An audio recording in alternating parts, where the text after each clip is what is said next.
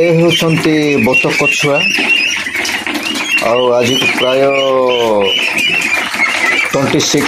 7 days.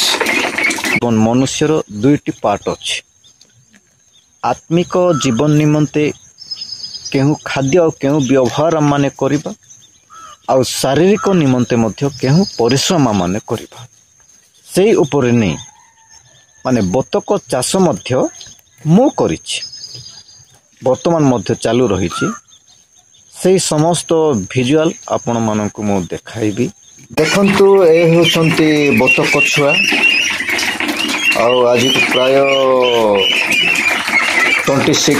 7 days ଭିତରେ ହେଉଛନ୍ତି। ଦେଖନ୍ତୁ, ଆଉ ଏପଟେ ଖାଉଛନ୍ତି। ମୁଁ ଏମାନଙ୍କୁ ଦାନା ଦେଇଛି, ବର୍ତ୍ତମାନ କୁଣ୍ଡା ସହିତ ମିଶି ଦାନା ଦିଆଯାଇଛି। ଏମାନେ ଖାଉଛନ୍ତି, କିନ୍ତୁ ଗୋଟିଏ ଭୁଲ ମଧ୍ୟ ହୁଏ। এই ପ୍ରକାର ଭୁଲ ଆପଣମାନେ ବି କେବେ କରନ୍ତୁ ନାହିଁ। ମୁଁ ଭାବୁଛି এই ଶୁଖିଲା ଦାନା ଗୁଡ଼ାକ ମୁଁ ଦେବା ଦ୍ୱାରା ଗୋଟିଏ ଲସ୍ରେ ମଧ୍ୟ ହେଇଯାଇଛି। କାହିଁକି? ଏ ଶୁଖିଲା ଦାନା ଗୁଡ଼ାକ ଯେତେବେଳେ ଖାଇବେ ଖାଇଲା ପରେ କ'ଣ ହେବ ନା ତଣ୍ଟିରେ ଲାଗିଗଲେ ଏମାନଙ୍କର ଡେଥ୍ ହେବାର ପାଠ। କାହିଁକି? ଏମାନେ ଓଦା ଖାଦ୍ୟ ବେଶୀ ପସନ୍ଦ କରନ୍ତି ଆଉ କୁକୁଡ଼ାମାନେ କେବଳ ଶୁଖିଲା ପସନ୍ଦ କରନ୍ତି, କିନ୍ତୁ ଏଗୁଡ଼ାକ ବେଶୀ ଓଦା ଦାନା ପସନ୍ଦ କରନ୍ତି। ଯେତେବେଳେ ସେମାନେ ଖାଇଲା ପରେ ବେକ ମୋଡ଼ି ହେଲେ ସେହି ସମୟରେ ଗୋଟେ ବତକ ଛୁଆ ମୁଁ ପାଇଥିଲି।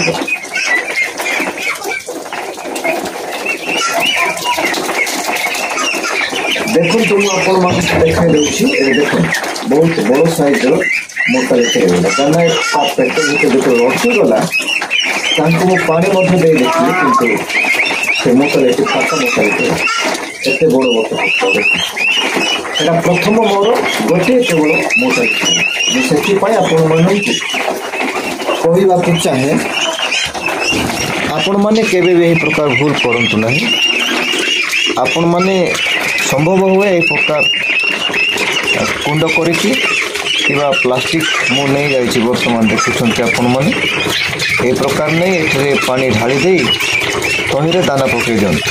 ଓଦା ଖାଦ୍ୟ ଏମାନେ ଖାଇଲେ ଏମାନଙ୍କ ପାଇଁ ବହୁତ ଲାଭଦାୟକ ହେବ। ଦେଖନ୍ତୁ, ବତକ ଛୁଆ କେତେ ଗୁଡ଼ାକ ଏପଟେ ମଧ୍ୟ ଅଛି ମୋର, ବହୁତ ମୋର ବତକ ଛୁଆ। କିନ୍ତୁ ଗୋଟିଏ ବର୍ତ୍ତମାନ ଆଣିବା ଦିନଠୁ ଆଜି ସମସ୍ତ ଭଲରେ ଥିଲେ, କିନ୍ତୁ ଗୋଟିଏ କେବଳ ଦାନା ଶୁଖିଲା ଦାନା ଦେବା ଦ୍ୱାରା ମୁଁ ଭାବିନଥିଲି ମୋଟାଲିଟି ହେବ ବୋଲି, କିନ୍ତୁ ଆଜି କେବଳ ଗୋଟିଏ ଦିନ ମୋଟାଲିଟି ହେଲା, ଗୋଟିଏ କେବଳ। ଠିକ୍ ଅଛି, ଆଗାମୀ ଭିଡ଼ିଓମାନଙ୍କରେ ଆମମାନେ ସତର୍କ ରହିବା। ଆପଣମାନଙ୍କୁ ମଧ୍ୟ ମୁଁ କହିବାକୁ ଚାହେଁ, ଯେପରି ଆମମାନେ ମଧ୍ୟ ସତର୍କ ହେବା, ମୋଟାଲିଟି ଯେପରି ନ ହେବ। ଆଉ ସମସ୍ତେ ଚାଷୀ ଭାଇମାନେ ଏ ପ୍ରକାର ଚାଷ କରି ଆପଣମାନେ ମଧ୍ୟ ଯେପରି ରୋଜଗାର କିଛି ପାଇପାରିବେ, ସେଥି ନିମନ୍ତେ ଆମମାନେ ସଚେତନରେ ଆଗକୁ ଆମମାନେ ଚେଷ୍ଟା କରିବେ। ଧନ୍ୟବାଦ।